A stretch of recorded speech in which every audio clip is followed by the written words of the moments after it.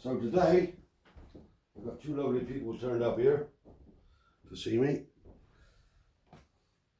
Lady on my left, Edwina, and Mike was on my right. Now, Mike, can we just talk a little bit about your position, please, and what you do regarding the fire brigade? Because I think it's important to break down barriers, and I think you're a gentleman. I've spoken to you for quite some time now. Maggie advised me that you were all right, so that's why I've invited you here. That's a good recommendation, Yeah. in my books. Yeah. For me, a little bit about myself. I was whole-time fireman for about 30 years. Then I did about 10 years as a job share, and now I've got a part-time contract, just purely dealing with travellers.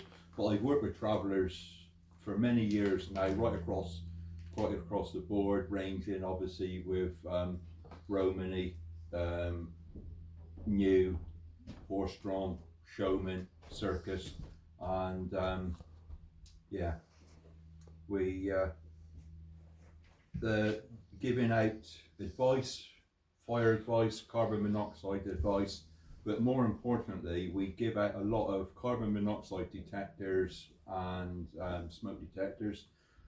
We've had over the years quite a few what I call success rates in some matches.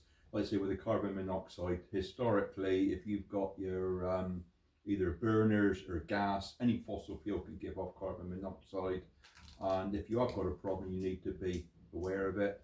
Same with the smoke detectors. Like myself and my colleague Ed, we operate all around Somerset. We go out on the sites, we get involved with Glastonbury Festival, we pick up on people passing through. Anybody to do with travellers, we're quite happy to come out and visit, and everything that we do is all totally free with the smokes and the carbon monoxides.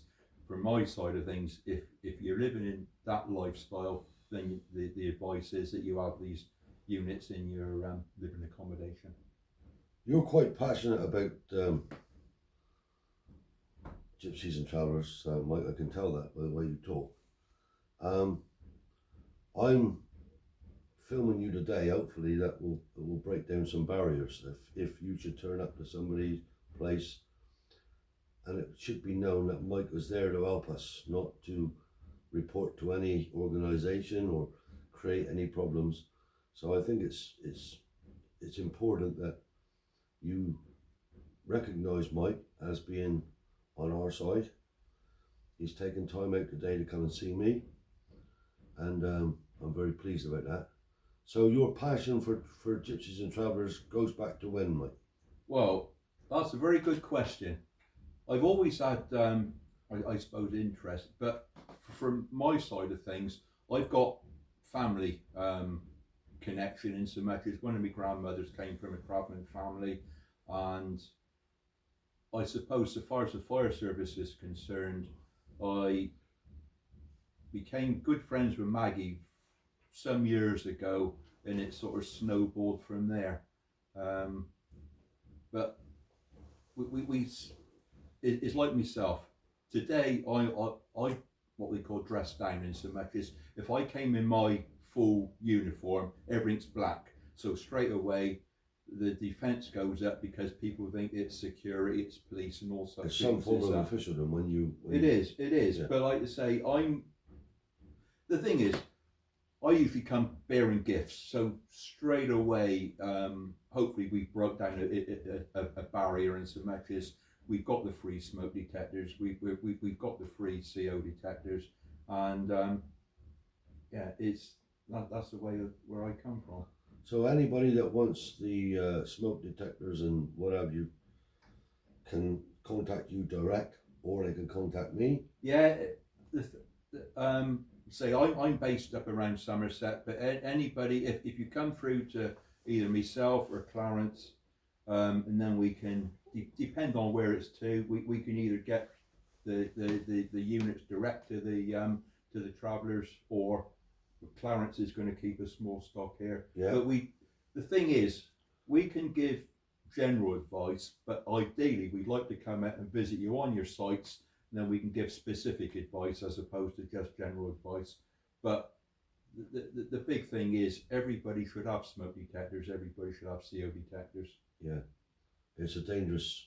It is. The thing is with CO, when no matter who you talk to, whether it be Romany or the showman, whoever, most people know of someone who at some point in their past has known somebody who's been affected by either smoke or carbon monoxide. Yeah. So I do a lot of steam rallies, Yeah. and I know even on the steam rallies we've had issues where it's been gas appliances, but then we know that we will go out prior to the winter coming in, because that's when everything gets battened down, everything's airtight, and if you've got your burners and such things, the thing is carbon monoxide is odours, so you're not going to smell it. It's a headaches, it's a drowsiness and feeling sick, but they call it the silent killer. Right. So you travel around with this lady that's on my left. She's a bit camera shy, so I've not I've chosen to. Well, she's asked me to keep her out of the film, but we're going to talk to her, and you'll hear her voice. And you are Edwina. Edwina Heard. Yeah, I'm the Gypsy Liaison Officer in Somerset. Right, Edwina. So how did you pair up with Mike, or what happened? How did you get together to go around and talk with these Well, I things? used to be part of the Traveller Education Service, so Right. I used to look after the children going to sites and bits and pieces and making sure they get their education in Somerset. Right. And worked a lot with Aunt Maggie in Somerset. Right. Met up with Mike a couple of times, and just said to him, "There's people that need these smoke detectors and carbon monoxide detectors." All right, he said, "I can get as many as you want." So I started taking him out to the sites and bits and pieces, and yeah, and it kind of went from there really. Right. Works well. And you've been in this job how long now? I've been working for Somerset Council, working with Travellers and Gypsies for about 20 years, but I've just been in this Gypsy liaison role the last 3 years. Right. Yeah, so I've always worked with the Travellers and Gypsy people. And you're from travelling I background? am, yeah. My dad was Gypsy, and we travelled. And how are you finding things now, compared to when you were travelling to what it is today? What are the issues as far as you're concerned? The way I see it, on a personal level, I find it, people tell me how it's changed and now we're moving forward, but it don't seem no different to me. The same problems we had when we was travelling as children, I still get exactly the same issues, where the children can't stay for long enough to go into school, the mums can't stay somewhere perhaps for long enough or find site provision to access health and all the immunisations and all that goes with the children.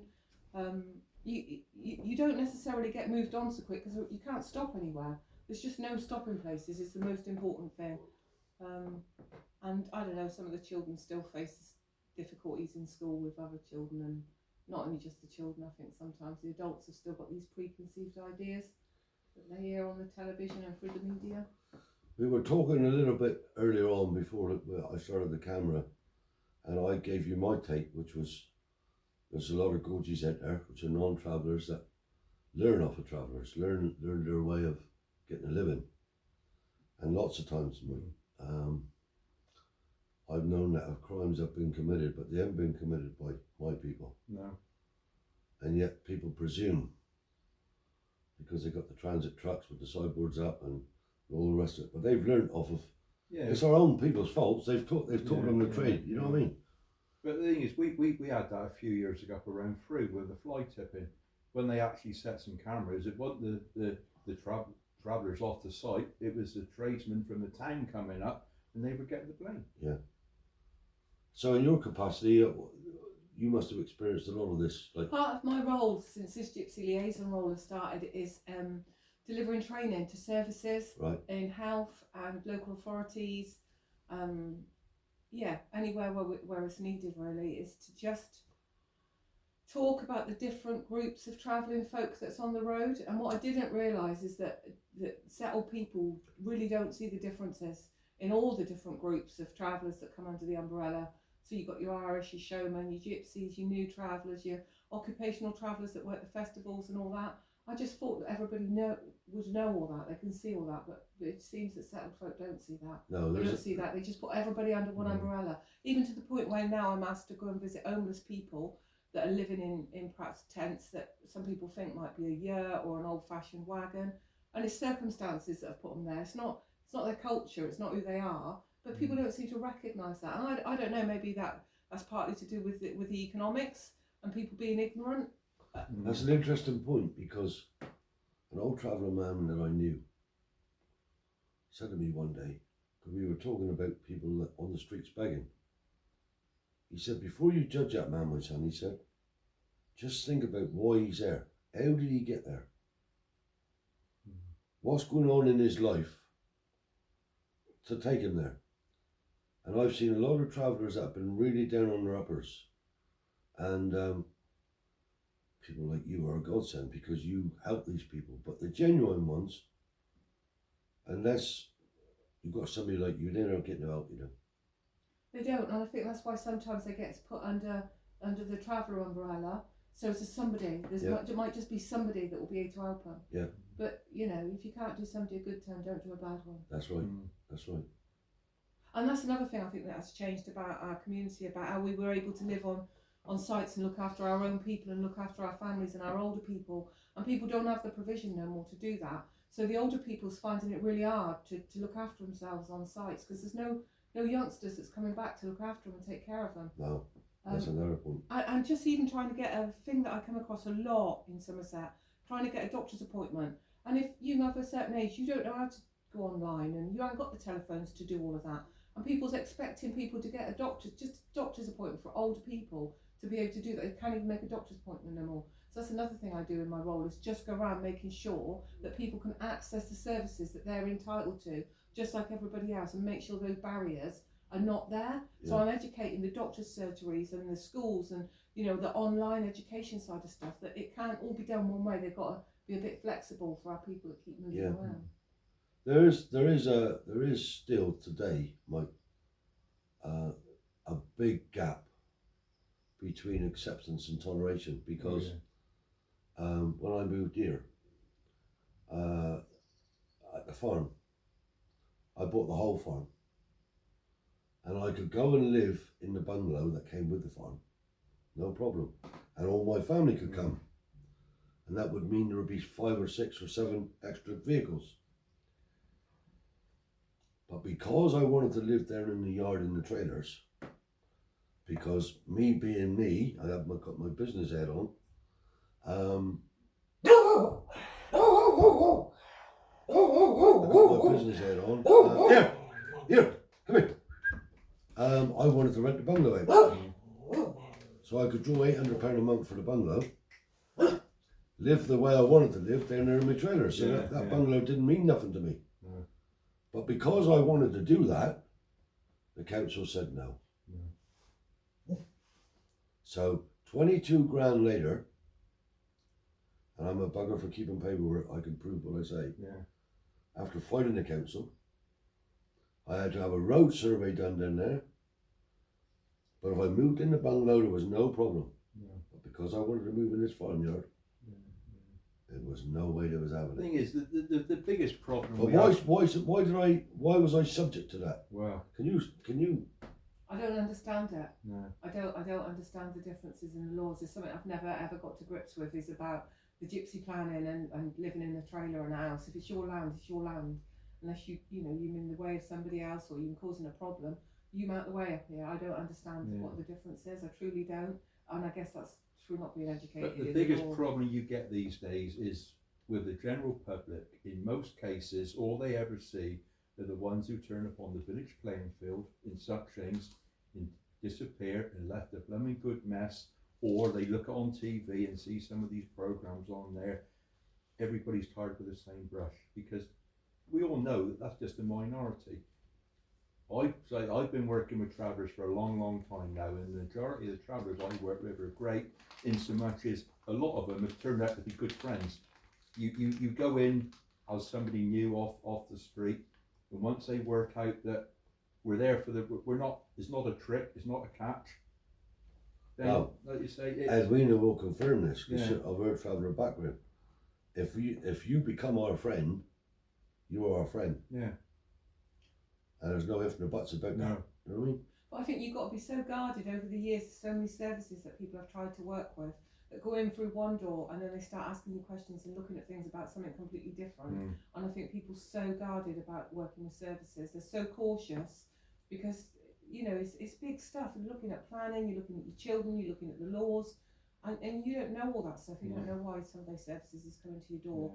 You've got to be cautious about it. But like you say, once you get in there and you start talking to people, and you know, and you gaining their show trust. That's it. And the thing is, like I said before, our normal uniform now is black. It's police security, and so far as I'm concerned, I'm not the police. I don't go back and tell the police because that is the, I suppose, suspicion that people are thinking, well, I've come in there to sort of take notes and report back to some of these other organisations. They say we are there purely to make people safer in their own homes. Yeah. And I'm just thinking a little bit that if people need this equipment, if they just contact Clarence, who will then contact myself, and then we can get people to come out on site and deliver these. It's very important. It's very important that we break down the barriers. Yeah. And I did a project with Avon and Somerset Police with Maggie. Yeah. About how it was years and years ago when we travelled, and it's just like now. I don't know if you're the same, but if I'm driving down the road and a gallows behind me, I'm already on edge. You know what I mean? Is that right for you? I remember when I was home, if the police was down the bottom of the road, we would turn around. I remember when I first met my husband, I remember being in the motor with him and saying, police is down here, the police are down here, the police are down here. I heard you. But he didn't turn around. No. He didn't turn around. But we do, don't we? always We turned do. round. Yeah. And not because we'd done nothing wrong. Not because we done nothing wrong. No, you just had the fear of God put in you. That's bred in, you see. Yeah. I can appreciate that. That's bred in you. Yeah. And I've had the police here several times. I got an ASBO now because I fell it with a bloke up the road. Anyway, the police come here. He let me horses out on the road, right? Yeah. Which was dangerous. There was 9 horses galloping down the road. They could have caused a Wow. Yeah. anyway, he started smirking and I got after him and one thing led to another. So the policeman walked in here. He said, knocked on the door. I said, come in. He said, right, well or not? I said, come in. He said, you know what I'm going to ask, don't you? I said, yeah. He said, did you do it? I said, yeah, I did. I said, I'm going to do it again. Oh, no, he said. No, he said, you can't do it no more. He said, I'm here for you to sign this form or else I'm going to have to arrest you and take you in. So I had to sign the form up. But when they come here, I had a classic example about 6-7 weeks ago. A bailiff turned up here and a waterboard man. So I don't know about you, but I can tell who the people are before they even get out the motor. You know, it's something that's bred in you. Anyway, this much got out. He said, Mr. Ware, I was up on top of the ground. I said, yep. So what do you want? He said, I'm here to turn your water off. I said, you don't turn my water off, mate. He said, I got the bailiff here. I said, oh yeah, what's he going to do? He got out the car and was all cocky. I said, what do you think you're going to do, mate? He said, I'm here to see there's no trouble. I said, there'll be no trouble. I said, I'll tell you what you can do. I said, you see that machine there, don't you? Yeah, he said. I said, if you're not out of my yard in 5 fucking minutes, excuse me swearing, I said, I'm going to flatten your car, would you want it? Oh, he said, oh, I'd like to see it. I said, all right, fair enough. So he said, you owe £600 water rates. I said, I do I? Yeah, he said. I said, hang on there. Got the letter out. I said, I'm not even going to come down. I said, here's a letter that I only had last week saying I'm £940 in credit because I pay it on a standing order, £50 a week. He said, give me the number off that reference. I shouted the number down. He punched it in. 2 minutes later, he said, I'm very sorry. I'm very sorry. Yeah, that is bumming. And that's true. Yeah. So you ain't turning my water off, mate. No. But not everybody keeps the letters. No. Not everybody would have had that. No, I'm a stickler for that, see? Yeah, Because you've got to. that's important. You've got to keep those letters. But even today, look, I've got a Gypsy Heritage site here. I've got all Maggie's wagons up there, wagons I've bought in. I've got a big museum downstairs where there's all the artifacts of how we lived years ago. You can see what my room was like in here. There's nothing in here new, it's all old stuff. And even today, they still dog me, the council. To this day, you know what I mean? Occasionally the enforcement officer will ring me up, Clarence, what you doing, blah, blah, blah. The best thing to do is come out and have a look. Because they still don't leave you alone. A lot of the locals have accepted me now, because I've been here for 15 years. But as I said to you, it's just the same as a mate of mine pulled up down on the green down there with a horse and wagon. And the people come round, bought carrots for his horses, hay, and brought him fresh water every day. Lovely. His son pulled up with a new Range Rover and a trailer. Not one person turned up ever since. And they was complaining he had to go. It's as though we gotta stay substandard. We gotta stay below. As long as we're below, we're right. The thing is, I get it in where colleagues, friends and family and all the rest of it, when I sort of say I'm going out on traveller sites, they get this, well, that's brave, isn't it? I say, well, why? It's just really good, decent people. And I'm fortunate at the moment because I say that all services have got budget issues, but I've got management who are happy to support what I'm doing.